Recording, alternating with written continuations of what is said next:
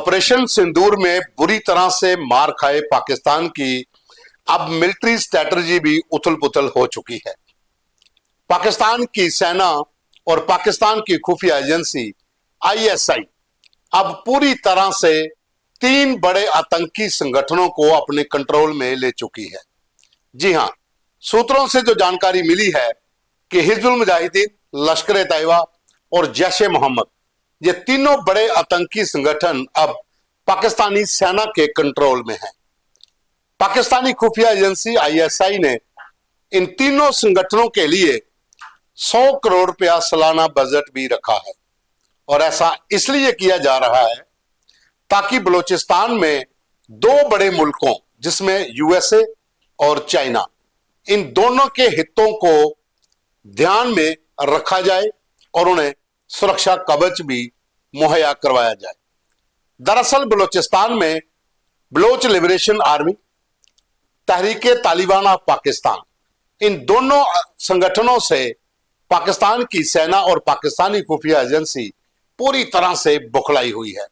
एक तरफ ऑपरेशन सिंदूर की मार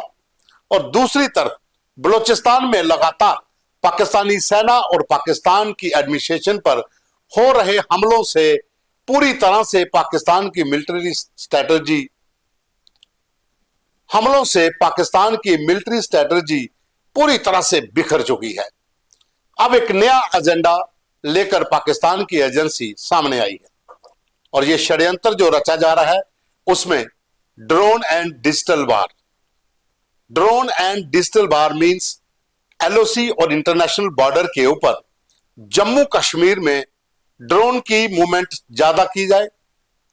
डिजिटल युद्ध सोशल मीडिया के जरिए जो भी ओवरग्राउंड वर्कर हैं उनको साथ लाया जाए ताकि भारत की सेना एलओसी और भारत की पैरामिलिट्री फोर्सेस आईवी पर पाकिस्तान की सेना की बजाय इन ड्रोन एक्टिविटीज और डिजिटल वार में उलझी रहे, ताकि पाकिस्तान की सेना का पूरा ध्यान बलूचिस्तान में शिफ्ट किया जा सके। यहां पर 2 बड़े मुल्कों का पैसा लगा हुआ है और अब खबरें यह भी हैं कि चाइना के इंजीनियर जो गिलगिल बाल्टिस्तान और पीओजेके के भीतर टनल्स या दूसरे काम करने में जुटे हुए हैं, उनमें से कुछ चीनी आर्मी के अधिकारी भी शामिल हैं जो इस समय पाकिस्तान के आतंकी कैंपों के भीतर आतंकियों को जिहादी पाठ के साथ साथ telecommunication, new equipments, drone activities and digital war के बारे में ट्रेनिंग दे रहे हैं और ये पूरे कैंपों के भीतर इस समय पाकिस्तानी सेना के अधिकारी कंट्रोल कर रहे हैं। खबर यह भी है कि पाकिस्तान ऑक्युपाइड जम्मू कश्मीर के मुजफ्फराबाद और उसके साथ साथ रावलाकोट, समानी जो नौशहरा के अपोजिट इलाका पड़ता है, इन 3-4 बड़े इलाकों में कुछ ऐसे कैंप हैं जिन्हें एलओसी से बहुत पीछे शिफ्ट किया जा चुका है। वहां पर पाकिस्तान की सेना के अधिकारी आतंकियों को डिजिटल ट्रेनिंग भी दे रहे हैं। जम्मू कश्मीर में आतंकियों को पुनः जीवित करने कई आतंकी संगठनों के जो कैडर खत्म हो चुके हैं उनको फिर से बूस्टर डोज देने के लिए जितने भी ट्रेनिंग कैंप हैं वहां पर तीनों आतंकी संगठनों के टॉप कमांडरों की एक डिजिटल क्लास भी चल रही है। पाकिस्तानी सेना के मेजर रैंक के कई अधिकारी जो पूरी तरह से डिजिटल वार के लिए ट्रेनिंग हासिल कर चुके हैं उनको लगाया गया है। ये ट्रेनिंग पाकिस्तान ने अपने सेना के उन अधिकारियों को जो चाइना भेजा था वहां से ट्रेनिंग लेकर आए हैं और यहां पर इन कैंपों में आतंकियों को डिजिटल ट्रेनिंग दे रहे हैं। दरअसल बलूचिस्तान में बहुत से ऐसे प्रोजेक्ट हैं, यहां पर यूएसए और चाइना की नजर है। वहीं पर उनको सुरक्षा कवच देने के लिए पाकिस्तान की सेना जो है अब उस ओर मूव कर रही है और यहां पर एलओसी और इंटरनेशनल बॉर्डर पर भारतीय सेना को उलझाए रखने के लिए ये डिजिटल एंड ड्रोन वार की साजिशें रची जा रही हैं। जम्मू कश्मीर समेत पाकिस्तान के साथ सटी पंजाब की सीमा हो या फिर राजस्थान की सीमा, इन इलाकों में नार्को टेररिज्म के लिए भी इन कैंपों के भीतर बाकायदा यूएई या तमाम उन देशों के साथ संपर्क साधा जा रहा है जो नार्को टेररिज्म का धंधा करते हैं। यानी कि ड्रग्स का कारोबार, और इसी से जो पैसा मिलेगा वो आतंकी संगठनों को मुहैया करवाया जाएगा। हालांकि जम्मू कश्मीर के भीतर आतंकियों को और मजबूत करने के लिए, इन संगठनों को और पैसा भेजने के लिए खाड़ी मुल्कों से चंदा भी इकट्ठा किया जा रहा है। ये खबरें पहले भी हमने आपको बताई थी द न्यूज रूम 24 आवाज के ऊपर कि किस तरीके के साथ जो आतंकियों के ट्रेनिंग कैंप तबाह हुए थे ऑपरेशन सिंदूर में, उनको फिर से खड़ा करने के लिए खाड़ी मुल्कों से चंदा मिल रहा है। लेकिन अब एक और खबर सामने आ रही है कि जम्मू कश्मीर में फिर से इन आतंकियों को पैसा मुहैया करवाने के लिए यूएई से या तमाम जो बड़े ऐसे मुल्क हैं जहां से हवाला के जरिए पैसा पाकिस्तान पहुंचता है, वो पाकिस्तानी खुफिया एजेंसी आईएसआई और पाकिस्तान की सेना मिलकर इन 3 बड़े आतंकी संगठनों को 100 करोड़ रुपया सालाना के बजट के तौर पर खर्च करेंगे। इसके लिए जिहादी लेक्चर हो या फिर जिहाद के लिए कुछ ऐसे उलेमा जो धर्म गुरु हों, उनको भी हायर किया जा रहा है, खासकर उन मदरसों में जहां पर जमाते इस्लामी का पूरी तरह से कंट्रोल है, जो कि पाकिस्तान के पंजाब प्रांत और पीओजेके के भीतर हैं। उनको भी एक मोटी रकम देकर इन कैंपों के भीतर नए लड़के जो युवा भर्ती किए जा रहे हैं आतंकियों के लिए, उनको भी जिहादी पाठ पढ़ाया जाएगा ताकि उनको इस तथाकथित जिहाद के लिए गुमराह किया जा सके।